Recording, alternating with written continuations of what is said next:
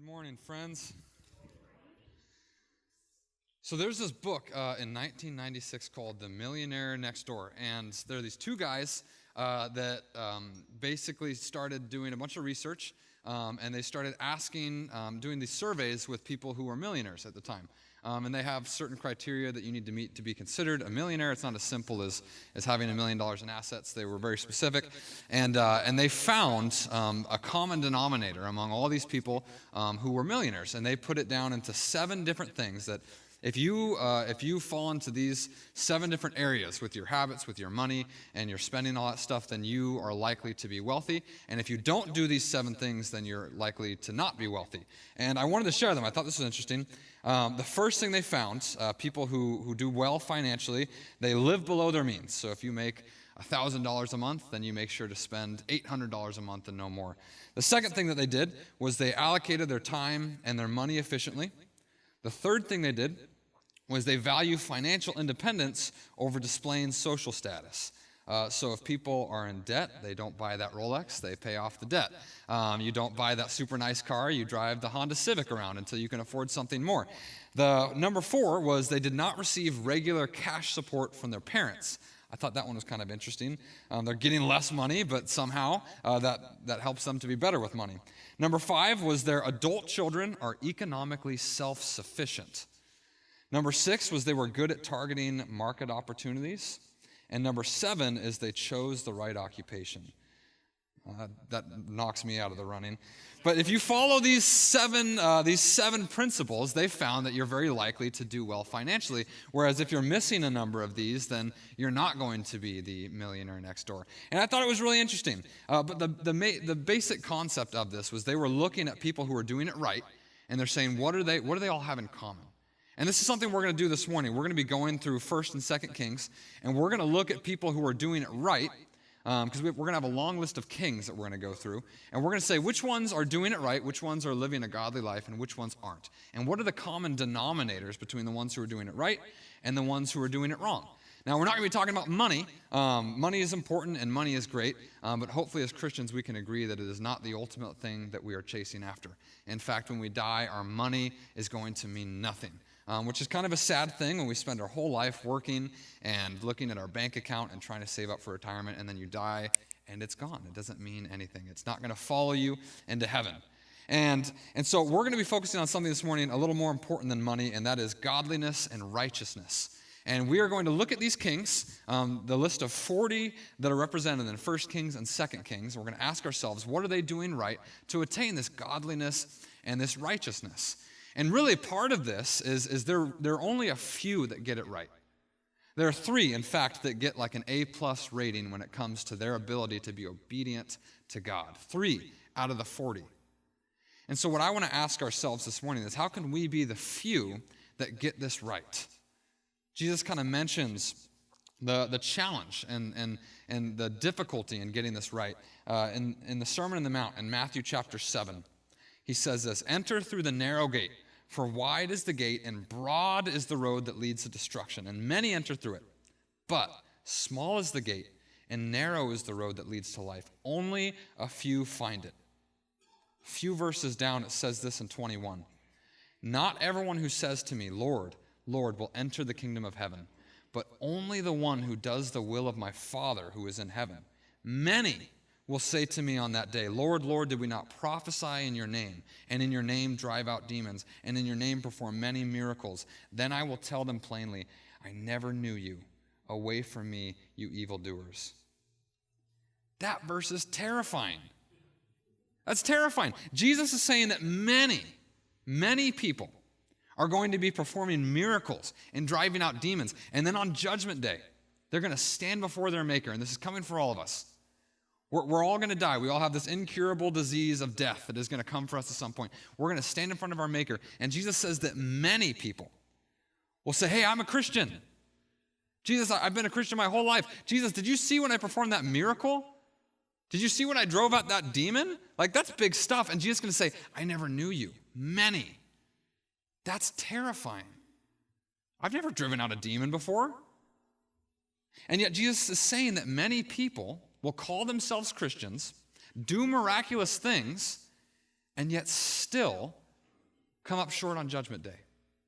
That freaks me out. Only a few people are going to get this right.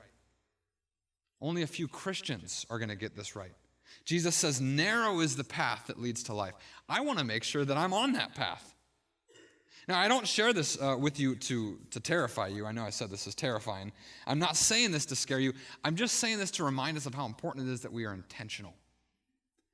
As believers, really as people, if we just go with the flow, we're going to miss it. If we treat our faith as something where it's like, yeah, I go to church, I'm a Christian, and I try to be good. If we're just kind of lackadaisical about it, if we just kind of say, yeah, we'll see what happens, I don't think that's going to work for us. Jesus makes it pretty clear that this is make it or break it.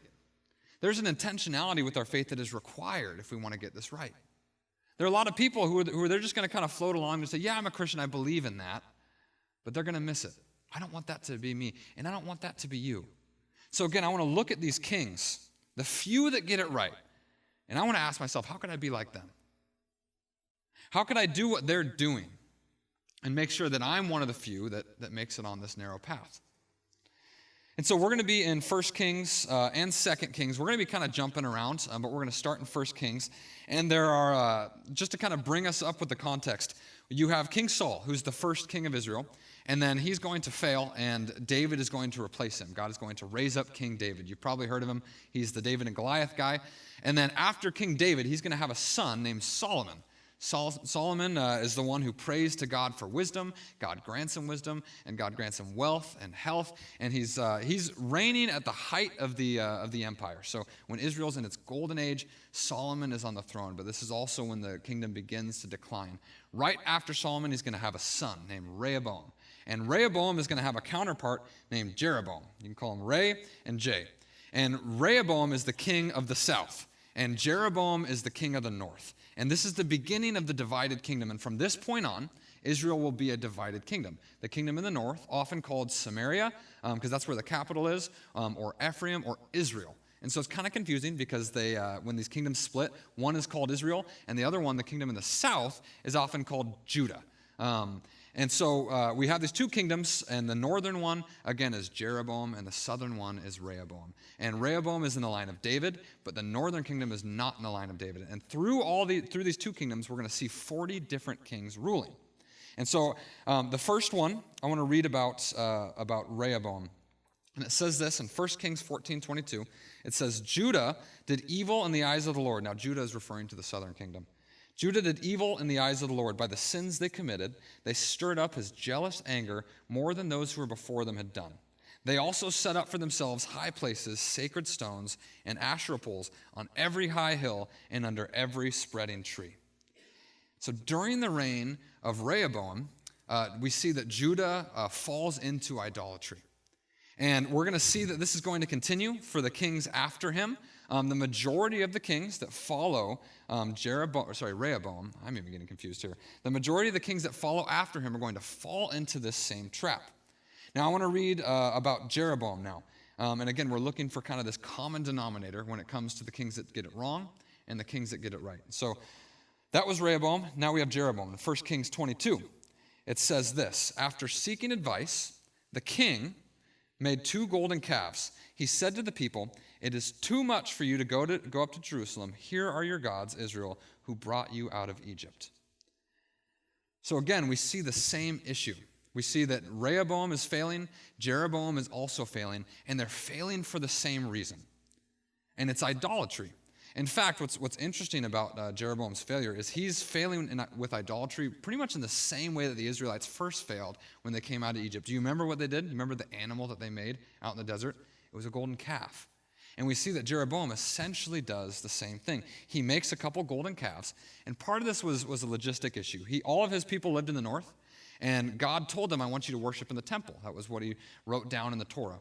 But Jeroboam's looking at his people and says, man, if they keep traveling down to Jerusalem, they're going to be paying taxes down in Jerusalem, and they're going to be spreading roots down. I'm going to lose my people and my kingdom. So he says, let's all worship here.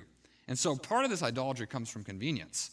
I don't think he was making up a new god in his mind. I think, because he tells the people, this is the God that saved you out of Egypt. He's telling people, this is Yahweh. You're worshiping the right God. Just do it here. but we see that it's called idolatry here. And so we see that this is going to be a through line for the people of Israel, that when they fail God, it's going to be because they've fallen into idolatry. Now, when you read that, when we read about this, it may seem kind of detached from real life for us. I don't know about many of you, but I don't really walk around wondering if I'm going to, worship an idol. That's not something that's like tempting for me. I don't see a statue and be like, all right, Micah, don't bow down to that statue. That's not really something that we really deal with. I don't have idols in my house. I don't have like statues of gods in my house. If there's some cultures where you grow up with that. There's some cultures where that is a reality, where your parents maybe did have statues in your house and you did worship those statues. But in our culture, at least most of the people I know around here, that's not something that we deal with. We don't really put gods in our house that we worship as far as statues and idols are concerned when we see it in the Old Testament. But idolatry has been a constant thorn when it comes to God's people and their ability to worship him and honor him. When God's people fail, it's very commonly idolatry, and I don't think that's changed. Even though it may look a little different today, idolatry, I believe, is just as prevalent now as it was back then. And so when we see one of the common denominators in God's people failing to honor him being idolatry, I think it would be wise for us to ask ourselves, how might I be maintaining idols in my home? How might I be worshiping other gods? I think this is a really important question. If God's people have always gotten this wrong throughout Scripture, I think it's wise for us to assume that we may be getting it wrong in some ways in our life today. Certainly as a culture, but very possibly as individuals too. How might we be worshiping idols? That's one of the questions that I want to ask as we continue. So now, we talked about two of the bad kings, Jeroboam and Rehoboam, and they kind of set the tone and the stage for the kings that follow them. After Jeroboam and Rehoboam, there's going to be a small handful of good kings, and we're going to look at three of the best of them. It's King Asa, King Hezekiah, and King Josiah. These are three of the best kings that follow David. They get it right. And so very similar to that book, The Millionaire Next Door, I want to look at these guys and say, what are they all doing in common? If we could come up with a list of things that they do right, and we can try and imitate that and stay on that narrow path that leads to life, I want to learn a thing or two from Asa, Hezekiah, and Josiah. So again, we're going to be jumping around. We're going to read a small passage from each of these. So first is King Asa, and he's in 1 Kings 15:11. And in 1 Kings 15:11, we read this. Asa did what was right in the eyes of the Lord, as his father David had done. He expelled the male shrine prostitutes from the land and got rid of all the idols his ancestors made. So that's Asa. Now I want to jump to the next guy, and again, we're looking for common denominators here. The next one is King Hezekiah, and it says this in 2 Kings 18:3. He did what was right in the eyes of the Lord, just as his father David had done. He removed the high places, smashed the sacred stones, and cut down the Asherah poles. He broke into pieces the bronze snake Moses had made, for up to that point, the Israelites had been burning incense to it. And then the last one, Josiah, this is what it says in 2 Kings 23:4. It says, the king ordered Hilkiah the high priest, the priest next in rank and the doorkeepers, to remove from the temple of the Lord the articles made for Baal and Asherah and all the starry hosts. These are foreign gods. He burned them outside Jerusalem in the fields of the Kidron Valley and took the ashes to Bethel. So again, when we look at the good kings, we're seeing another common denominator, and it's the same as the one with the bad kings. God is judging these kings and making commentary on their righteousness based on how they deal with idolatry. And again, I don't want us to think, well, that's such a distant idea, that's such a foreign concept, that's not something I'll ever deal with. Because this is something that's really important for us to understand. And when we see the way that the good kings deal with it, it's very different. The bad kings, the worst of them, they support and promote idolatry. And I think we all know that would be wrong. But the good kings, what makes them the best kings is they don't just say, hey, that's wrong, but they are relentless in the way that they deal with it. All three of these guys, they take these sacred objects, these evil objects that are dedicated towards idolatry, and they destroy them. They completely destroy them. And really, we see this ruthlessness and this intentionality of saying, I will not allow this in my life. And all these three kings have that in common. When I was a middle schooler, I was sleeping over at my friend's house. We used to do a lot of sleepovers. That was kind of like every weekend. It was either I go to his house or he goes to my house. And I had brothers and he had brothers, and it was a lot of fun. And I remember pretty early on, we were doing a sleepover at my buddy's house, and we were watching a movie. And it was a movie that was not appropriate for middle schoolers. I think I was like in 7th grade at the time. And there was 2 scenes where there were women dressed pretty scantily, not appropriately. And as a middle schooler, I had never seen this before. I grew up in a pastor's home, and this was before smartphones, which was a great time to be a kid. Now it's tough. Now it's dangerous being a kid. Parents, we got to be really careful. But I remember watching these scenes, and as a middle schooler, I really liked what I saw. I'd never seen anything like this before, and I was like enthralled. And I didn't have access to this at home, and my hormones were going crazy, and I decided I was going to steal my friend's CD. And so when everyone fell asleep, I went and I got this movie, and I stole it. It's terrible. And I took it home, and I came up with this plan where I really wanted to watch this movie again because I'd never seen anything like that before. And so I found out, okay, my parents have this portable DVD player that we used on road trips. So I'm going to take this, and when my parents fall asleep, I'm going to watch the movie again. And so as I'm in my room, waiting for my parents to fall asleep, I'm like torn up on the inside because I know that I shouldn't watch this movie again. I know it's wrong. And yet, I really want to. I want to see this movie. I know it's wrong. And so I'm having this battle. And I would get to a point where I was like, okay, I know this is wrong. I'm not going to do it. But then 5 minutes later, I'd be like, well, maybe I'll just watch 5 minutes of it. And then I'd say, no, I'm not going to do it.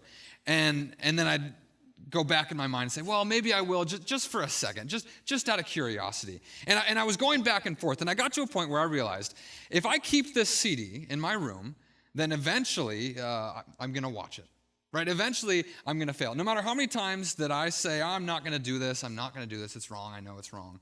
If I keep this CD hidden under my mattress, then eventually I'm going to fail. And so what I did, and this was pretty dramatic, I took it outside and I got a hammer and I smashed it.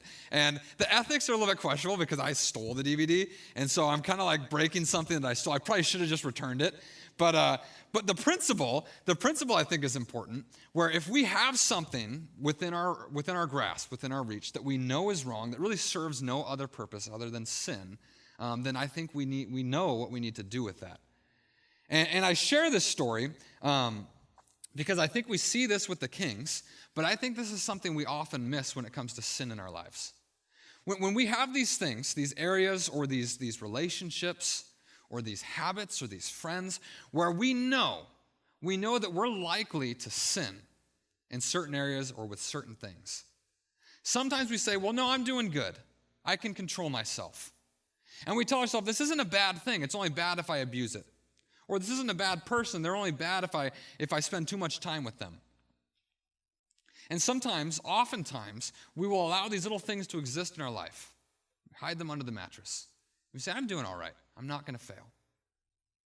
But one thing that we see that these good kings do is they say, I'm not going to allow any idolatry to exist here. I'm going to take those idols and I'm going to burn them. I'm going to get rid of them. I'm going to destroy them. And I believe as believers that we need to have this mindset when it comes to sin in our lives.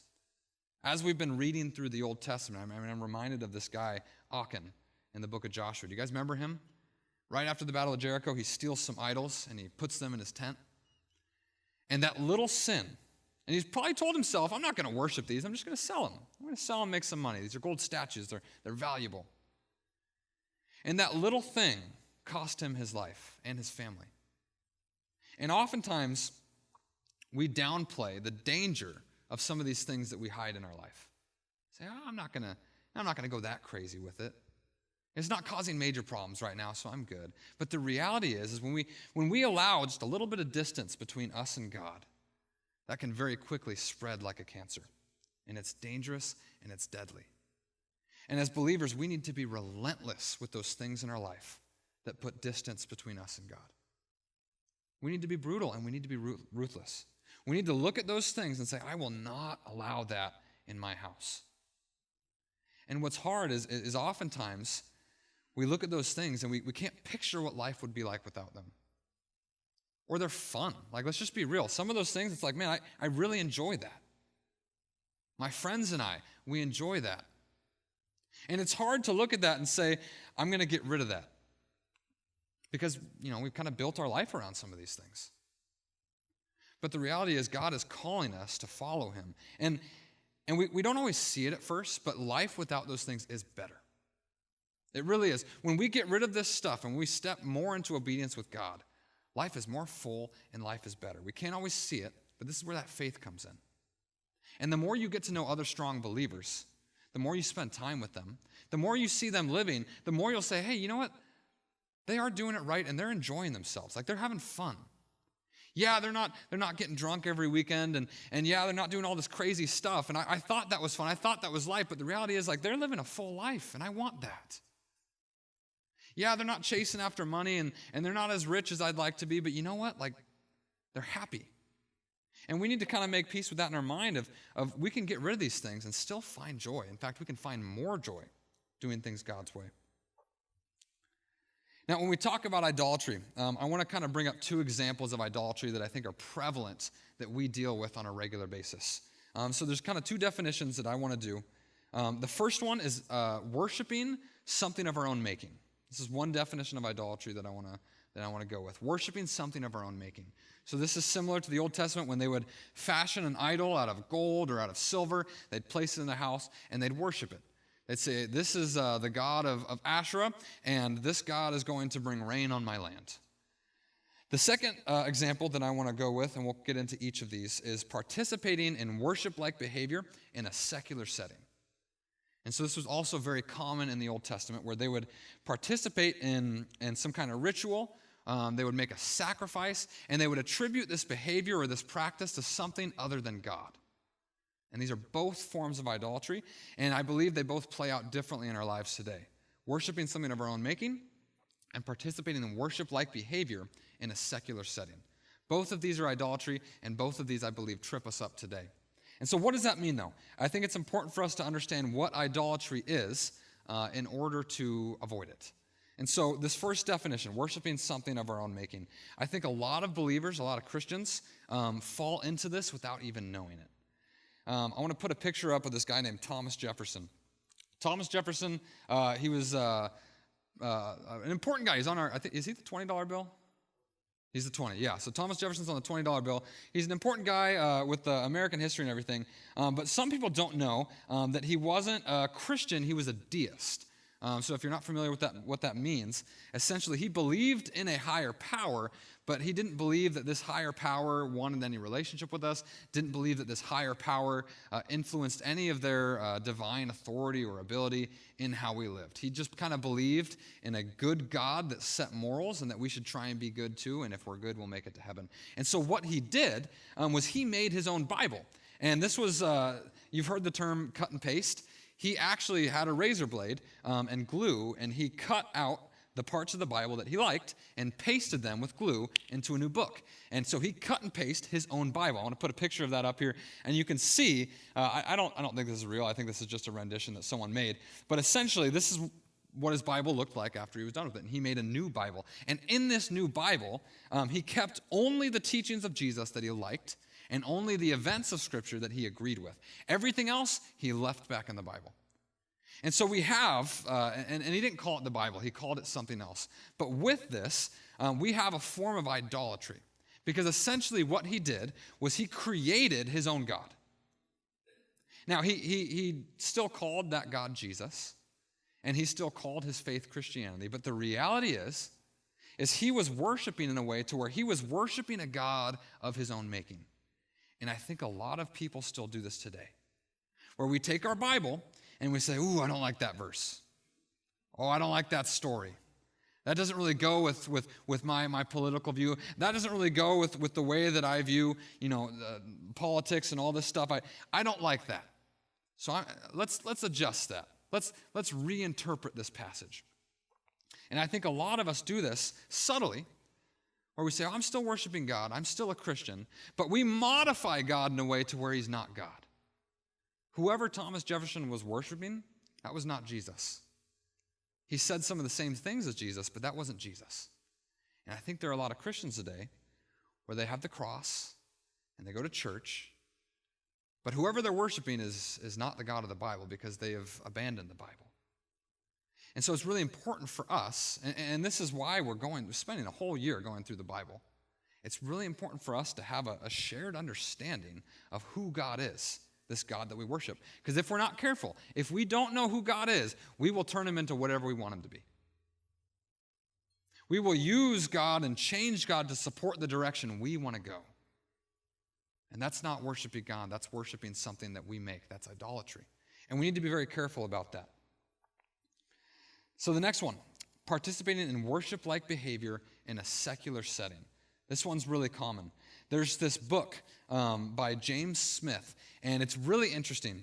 If you are into if you're into theology and you're more academic, I would recommend this book. If you're a normal person, you're going to hate this book. It's super dry, it's super heady, but it's a deep dive into liturgy compared to culture. And so what he does, the premise of his book, is he takes a shopping mall and he compares the liturgy of the shopping mall, like the practice, the rhythms of going to a shopping mall, and he compares it to church. And it's really interesting. I want to read this quote. And he says this. So he's comparing the shopping mall. He's talking about really consumerism, and he's comparing it to church. And he says this: this temple, like countless others now emerging around the world, offers a rich, embodied visual mode of evangelism that attracts us. This is a gospel whose power is beauty, which speaks to our deepest desires. It compels us to come, not through dire moralisms, but rather with a winsome invitation to share in the envisioned good life. When we enter one of the chapels, he's talking about a mall, and are greeted by a welcoming acolyte, we make our way through its labyrinths, open to surprise, to that moment where the Spirit leads us to an experience we couldn't have anticipated. Having found the holy object, we proceed to the altar, that is the consummation of worship, where the priest of this religion of transaction transforms our plastic card into the object of our desire. And we leave with newly minted relics, as it were, which are themselves the means to the good life. So essentially what he's kind of connecting here is what we do at church to what we do at a mall. And there's a lot of deep connection here. If you caught the connection to the Eucharist or communion, this idea of transubstantiation where we take our credit card and it turns into something else, something that we desire. And this is a reality that we face, though, where we have a culture that asks us to worship. We have a culture that places expectations on us to commit financially, to commit with our time, to commit with our energy. We have a culture that very much like God says you need to be dedicated. God says, give me a day of the week. God says, honor the Sabbath. Make this day holy. Soccer says, give me a day of the week. Honor this Saturday. Make sure you show up to practice. And you get punished if you don't, right? If you've got a kid that's doing well, coaches will tell you, well, you have a starting spot if you show up to practice. And as a consequence, what we often do is we will be more protective of our schedules and more dedicated to soccer or to baseball or to basketball than we will to church, to God. There are many Christians who are more protective over their Sunday sports schedule than they are over their Sunday involvement at church. And I believe this is a form of idolatry. I believe it's a rampant form of idolatry. There are a lot of people who will say, okay, baseball, I'm going to give you the time that you ask. You expect this much money, you expect this much of my attention and time, and I'm going to protect my schedule. People will be really good about that. And they say, okay, God, you want some time? Let me see what I can fit in. And this is a really common form of idolatry where we engage in worship-like behavior in a secular setting towards a secular object. Just go to a soccer game. I live right behind a field where a bunch of kids will play elementary soccer, and I will get home from church, and I will go upstairs, and I will sit down with my boys, and our windows are open upstairs, and I hear the people yelling. And from time to time, I'll look out to see what's going on because it sounds like there's a fight, but it's not a fight. It's just an overenthusiastic dad. But you see all these people lined up, and they don't miss. It's the same people every Sunday. All these people lined up to watch their kids, and they are engaged, and they're excited, and they're bought in. And their hands are in the air, and they're shouting, and they wouldn't say they're worshiping, but they are engaged, and they are enthralled. And one thing that this does And he kind of equates it to the mall, which it's true for the mall. We kind of get this image of what we should be. You walk through the mall and you see billboards, you see signs, and they say, you should be this. You should dress like this. And that prompts us to respond. Say, oh, I want to buy that jacket. I want to be cool like Hugh Jackman. Or I'm going to buy that cologne. I want to smell like David Beckham. And we have this image. We have this image of what we think we should be. And we imitate our actions based off of that. And we see the same with sports, where there's this image that's put in front of us of something we think we want. And then we will conform to that. We adjust our schedule, we adjust our finances, we adjust our energy and our passions, and we say, this is what I want, this is where I'm going. And we think about that, we get excited about that. And I'm a Ducks fan, so this is tough for me, because Ducks are doing well right now, and so I'm excited. I don't want to miss a game. But the reality is, whether it's sports, whether it's consumerism, we have a lot of gods out there that are asking for our worship. We have a lot of gods out there that are saying, dedicate a day to me. Dedicate a day to me. Dedicate your money to me. Dedicate your time to me. Come and worship. Now, most of the time, they won't say that. Sometimes they do. I saw a football ad mocking an old Italian Renaissance painting where God is there and humans are there, but it's football in the middle. And it's funny, but not really, right?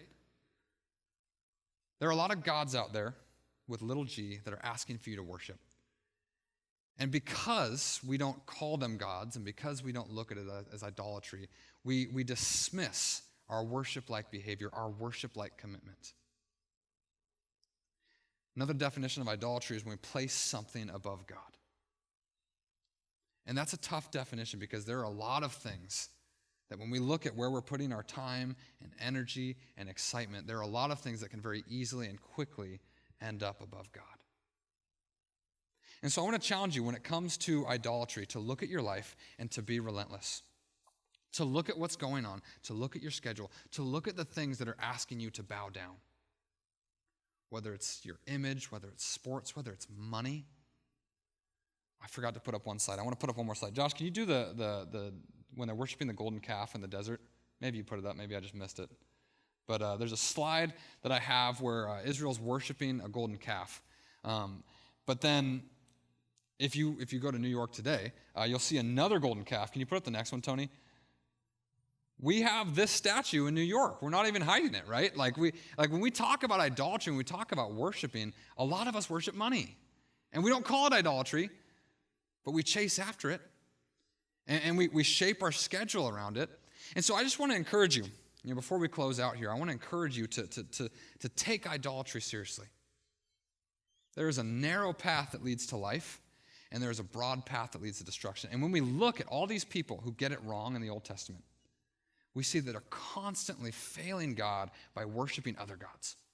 And I don't think that these people who watched Moses part the Red Sea, I don't think that these people who watched God miraculously stop the sun in the middle of the sky for a full day. I don't think that these people who watched God's fire come down onto the temple, I don't think that they looked at the statue and say, maybe I'll worship this instead. I think they thought, you know what, if I give some money towards this temple, maybe it'll rain more. I think that they were like, I still worship God, I still love God, but I'm going to try this because I could get rich. I'm going to try this because my kid is sick. I'm going to try this because I really want to get married, and maybe this will show them that I'm serious. I think it was somewhat innocent at first, and I think that's how it starts with us, where we will permit these little things in our lives and tell ourselves, it's not that big of a deal. It's not idolatry. But we see in the Old Testament, it quickly becomes much bigger than it actually is, and it becomes dangerous, and it becomes deadly for them. So the last thing these three kings had in common was these three kings all dedicated their time towards building the temple. So the temple was the place where God's presence dwelt, and when we read about these guys, each of them had these, either they renovated the temple or they made sure to maintain its storehouses, they made sure to keep it up. And as believers today, we don't have a temple. This is not our temple. This is a building where we sit and we worship together, but this is not, we often call it a church or the church, but this is not church. We, as people, are the church. And the Bible's very clear about this. Hopefully this isn't news to you, but a church is not a building. It's individuals. It's a collection of individuals. We are the church. And so when we talk about the importance of church, and we talk about building God's church, it is not about this building. Now, this building is beautiful and it's great, and it allows us to do a lot. This building equips us with the ability to host cool events, to have a live stream, to have the lights on and air conditioning. It's pretty cold out there, and you don't need to wear a jacket in here. And this building is great. And building this building is good. Many of you, were here when the church was planted, and you helped build this building, and that's awesome. And we do have a facilities team that maintains this building, and that's a lot of work. And if you're any good with a screwdriver or a hammer, then or power tools, that's probably what they're using. If you're any good with that stuff, join the facilities team. But more important than that is the church. It's us. It's this body of believers. And part of what we're going to do this Christmas season is partner together in inviting others into this body to get access to the gospel in a new way. We're going to be sharing the gospel. We're going to be talking about Jesus. We're going to be going through Scripture throughout the Christmas season. And we're going to do something kind of cool. Starting next week, we're going to start at the beginning of the Christmas story, and we're going to go verse by verse, all the way up to Christmas Eve. We're going to go verse by verse through the Christmas story and read it all the way through. And part of this, what we want to do in building God's body and maintaining God's church, is we wanted to give you an opportunity. We have these gifts. Jericho had this really good idea where we got these pillow boxes, and inside is a business card size invitation to church, to come join for our Christmas series, to come join us on Christmas Eve.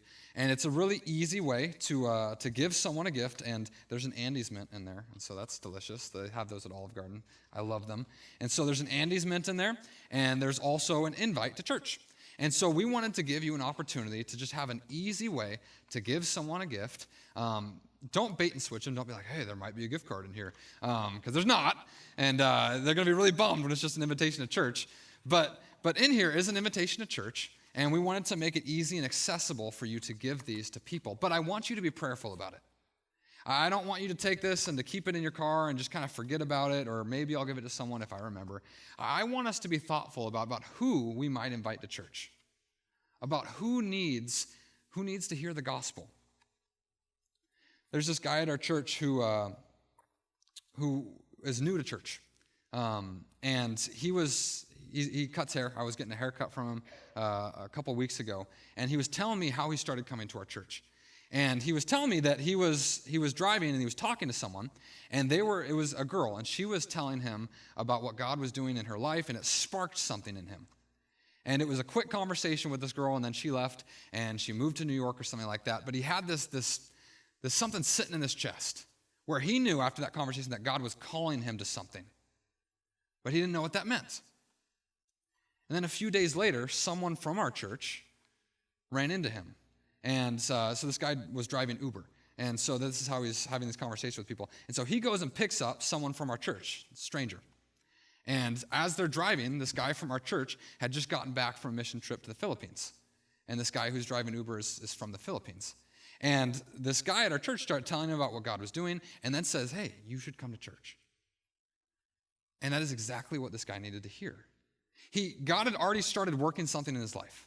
God had planted seeds along the way, and all it took was one guy saying, you should come to my church. He was looking for something, and God gave him an invite. And I believe that all around us, God is at work in the people in our lives, and there are people out there who are waiting for you to invite them. There are a lot of people out there who don't want this. They're going to think you're dumb for handing this to them. But there are also people out there who need this, where God is working in their life. God is stirring, and they're just waiting for an invitation. They don't know where to start. They don't know where to jump in. But if you give this to them, then they'll go. And so I really want you to be prayerful about that.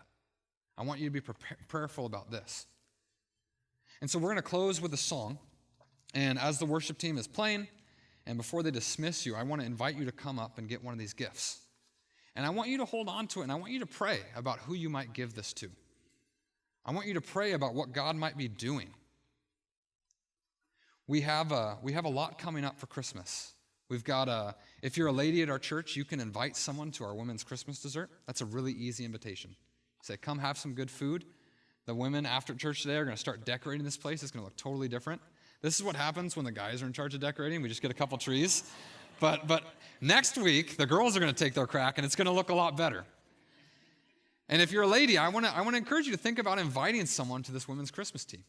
On the 14th, we're having all the kids come up, and they're going to sing on the stage. That's a super easy invite. If you've got kids, that's an easy way to say, hey, friends, come watch my kids sing. It's super cute. Hey, mom, hey, dad, come watch my kids sing. They're super cute up there. That's an easy way to invite people to participate in this church thing that we're doing. We also have our Christmas Eve services. There's some people that we call them creasters. They only go to church on Christmas and Easter, our creasters. That's another really easy invite to church. And I want to encourage you to think about all these events we have coming up for Christmas and think about who you might invite to come share in this message. Because there are a lot of people out there that need Jesus. They just don't know where to start. And lastly, we're short on time, so we're not going to do announcements today. But I just want to thank you guys for your generosity. All of this that we do during the Christmas time, during the Christmas season, it's because of you guys. You guys pay for all of this to happen. And so as you guys continue to give, it allows us to do really cool stuff. It allows us to buy Andes mints to put inside of these pillow boxes to give to friends. And so I want to encourage you to be thinking and to be praying. And I want to thank you for the generosity that you guys have continued to pour out to allow us to continue our vision and our mission to reach, to teach, to mend, and to send here in Yorba Linda. Would you pray with me? God, thank you for this time that we can gather together. Lord, thank you. Thank you for the gospel. Thank you for the hope of salvation. Lord, we pray that you place that person on our mind. God, that person who's searching, that person who's ready to begin a relationship with you, Lord, let us see their face right now in our mind. Who is it that you're calling us to invite? Who is it that you're calling us to share the gospel with, God? Just through an invitation, just through a, hey, come to church with me. Give us the wisdom, God, and give us the courage to follow through. In Christ's name we pray.